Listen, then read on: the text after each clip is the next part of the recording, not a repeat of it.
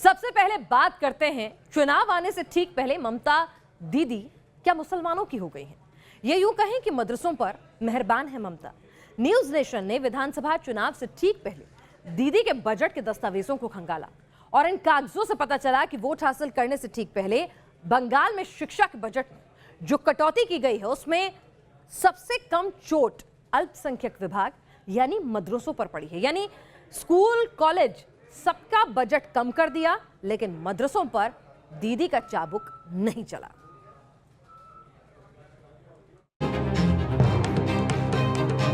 ला इलाहा इल्लल्लाह मोहम्मद रसूलुल्लाह।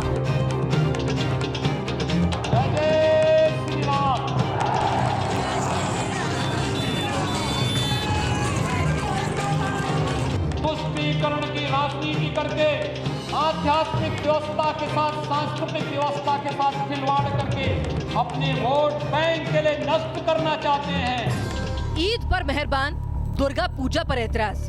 जब दुर्गा पूजा का समय और ईद का समय एक ही साथ पड़ा था, यहाँ की सरकार ने मुहर्रम के जुलूस को तो अनुमति दी, लेकिन दुर्गा पूजा के पंडालों में प्रतिबंध लगा दिया था। मौलवियों को ज्यादा, ब्राह्मणों को कम अनुदान। ইমাম সাহেবরা তাদের ধর্ম পালন করলেই ভাতা পাবেন, আর আপনাদের কি করতে হবে 1000 টাকার জন্য? সাক্ষরতা। कभी त्योहार तो कभी अनुदान को लेकर ममता बनर्जी पर बीजेपी लगातार सवालों के तीर दागती रही। बंगाल की धरती को हम अराजकता की धरती नहीं बनने देंगे। योगी आदित्यनाथ से लेकर बंगाल के स्थानीय बीजेपी नेताओं ने बार बार दीदी को मुस्लिम तुष्टीकरण के आरोपों से घेरा। एक बार फिर माइनॉरिटी अपीजमेंट के इल्जामों के दाग ममता सरकार के दामन पर उछाले गए। इस बार बीजेपी के हमले की तासीर में थे बंगाल के मदरसे। चुनाव की तारीखों के ऐलान के साथ ही बीजेपी ने नए घमासान को सामने रखा। सवाल उठाए कि दीदी स्कूलों से ज्यादा मदरसों पर मेहरबान है। उनकी राजनीति सिर्फ इसलिए कि हम किस ढंग से वोट खरीद लें। बीजेपी के दनादन इल्जामों का बिन्हा क्या है? क्या वाकई चुनावी गुणागणित को देखते हुए दीदी मुस्लिम समुदाय पर ज्यादा मेहरबान हुई? इन सवालों का जवाब ढूंढने के लिए न्यूज नेशन की डेटा रिसर्च टीम ने बंगाल में शिक्षा बजट के कागजों को खंगाला। पश्चिम बंगाल के पिछले राज्य बजट में शिक्षा को लेकर बड़ी कटौती की गई थी। 2020-21 के बजट में अल्पसंख्यक विभाग और मदरसों को 3600 करोड़ रुपए दिए गए, जो पिछले अनुदान से 10% कम था।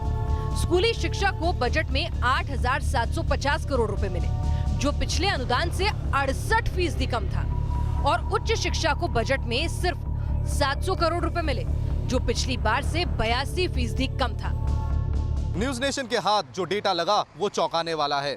पश्चिम बंगाल को हायर एजुकेशन के लिए जाना जाता है और हजारों की संख्या में वैज्ञानिक और बुद्धिजीवी पश्चिम बंगाल से निकले हैं, लेकिन अब पश्चिम बंगाल के हायर एजुकेशन पॉलिसी में 82% की बजट में कटौती की गई है और 10% मदरसों में असर देखने को मिला है।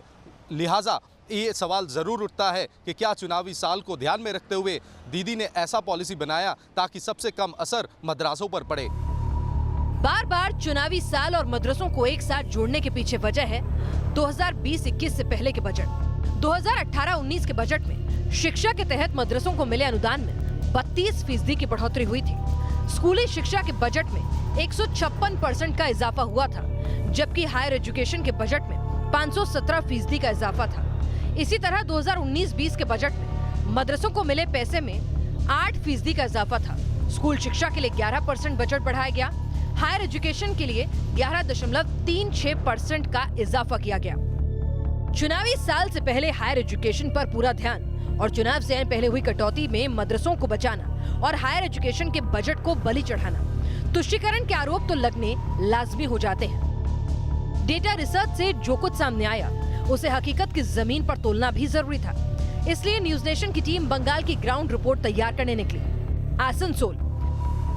आसनसोल में news nation reporter Uday Pratap सरकारी अनुदान से चलने वाले मदरसों और स्कूलों में पहुंचे। मदरसों और स्कूलों से मिली तस्वीरें ही बताने के लिए काफी थी कि मदरसों में जितना विकास हुआ है उस रफ्तार से सरकारी स्कूलों में विकास नहीं हुआ, चाहे फिर वो मेडिकल फैसिलिटी हो या फर्नीचर और इंफ्रास्ट्रक्चर। मदरसे हर मोर्चे पर बेहतर स्थिति में नजर आ रहे थे। मदरसों में पढ़ने वाले छात्रों के लिए जो सुविधाएं मौजूद थी वो भी सरकारी स्कूलों से ज्यादा बेहतर नजर आई। ममता बनर्जी हमेशा बंगाल वासियों के तालीम के लिए जो है अच्छा कदम उठाई है। बच्चों की जो है किताब, कॉपी, ये सारी सहूलतें जो है ममता बनर्जी जो है स्कूल में पढ़ने वाले बच्चों को जो है दे रही है। आसनसोल से न्यूज नेशन की ग्राउंड रिपोर्ट इशारा कर रही है कि मदरसों और स्कूलों को मिलने वाली ग्रांट में फर्क है और यही फर्क तरक्की का फासला भी तय करता है। न्यूज़ नेशन को यह भी पता चला कि लॉकडाउन के दौरान पिछले 1 साल में मद्रासे में पढ़ने वाले बच्चों का ज़्यादा ख्याल रखा गया। कुछ मामले तो ऐसे भी सामने आए जहां मद्रासों में पढ़ने वाले छात्र और पढ़ाने वाले शिक्षकों को 10,000 रुपये सीधा राज्य सरकार की तरफ से दिया गया है।